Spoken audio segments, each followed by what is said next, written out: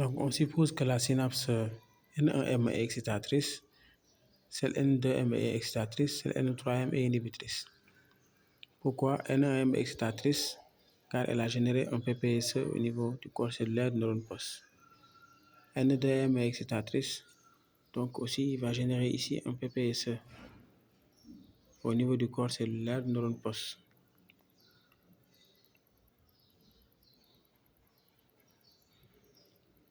Le seuil est là, moins 50. N3M ici est inhibitrice, car cette synapse génère au niveau postsynaptique la présence d'un PP ici qui quitte moins 70 pour aller par exemple jusqu'à moins 80 millivolts. Maintenant, on te dit de donner le tracé qu'on aura ici au niveau du cône, dans cet osseo-là, et le tracé qu'on aura ici au niveau de l'axone, dans cet osseo-là. Oscilloscope, j'appelle celui-là A et j'appelle celui-là B. Pour pouvoir obtenir le tracé qu'on aura au niveau des osseaux A et B, et respectivement placés au niveau du cône d'émergence de l'axone et au niveau de l'axone, la fibre, on doit d'abord calculer l'amplitude de chacun des PPS. Ensuite, faire la somme des amplitudes pour avoir ce que j'ai appelé précédemment, en haut là-bas, l'amplitude globale. Et c'est à partir de l'amplitude globale, la valeur de l'amplitude globale me dira, dans ces trois cas-là, celui-là, celui-là ou celui-là, dans quel cas je suis. Si je connais dans quel cas je suis, je regarde les conséquences. Après, je représente en appliquant les règles qui ont été soulignées dans les exemples précédents. Donc, d'abord, je vais calculer l'amplitude. Celui-là, je l'appelle le tracé A. Celui-là, le tracé B. Celui-là, je l'appelle le tracé C. Je calcule l'amplitude du tracé A. Valeur d'arrivée moins valeur de départ. Valeur d'arrivée moins 52, moins, en parenthèse, moins valeur de départ moins 70. Ça me donne 70 moins 52. Ça donne, je crois, 18 millivolts. Donc l'amplitude, il faut bien suivre, c'est ça l'exemple type. L'amplitude du tracé à 18 millivolts. Je fais la même chose pour B, l'amplitude du tracé B. Valeur d'arrivée, moins 54. Je fais moins 54, moins la valeur de départ, moins 70. Ça va me donner 70 moins 54. Je crois que ça donne 16 millivolts.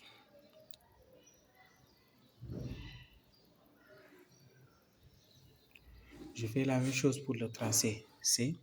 Le tracé C, valeur d'arrivée, moins 80, valeur de départ, moins 70. Donc, je fais l'amplitude du tracé C, moins 80, moins 70. Ça me donne moins 10 millivolts. Moins 10 millivolts, c'est l'amplitude du tracé C. Ça montre que, je rappelle Claudine, un PP ici a toujours une amplitude faible. Pourquoi? Parce que sa valeur d'arrivée est toujours plus petite que sa valeur de départ. Moins 80, moins 70. Après avoir fait le calcul des trois amplitudes, la chose à faire, c'est de faire la somme des trois amplitudes pour avoir l'amplitude globale. Donc l'amplitude globale,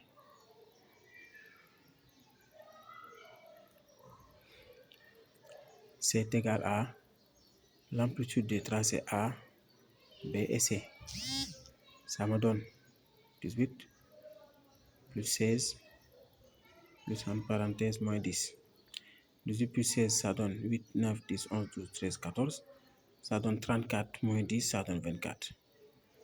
À amplitude globale, 24 millivolts. On est dans quel cas? On est dans le premier cas.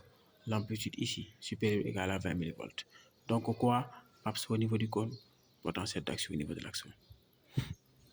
Allons-y. PAPS au niveau du cône, potentiel d'action au niveau de l'axone.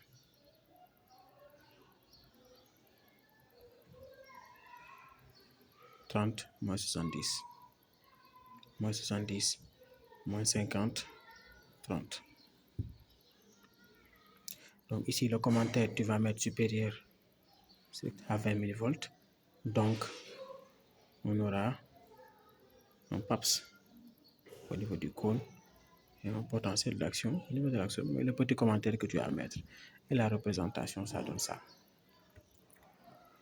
Maintenant, si par exemple, on te dit qu'on a stimulé 2 fois le neurone N1, une fois le neurone N2 et 2 fois N3, 2 fois N1, moi, tu vas prendre l'amplitude là, tu le multiplies par 2, moi, je vais l'amplitude de 2A.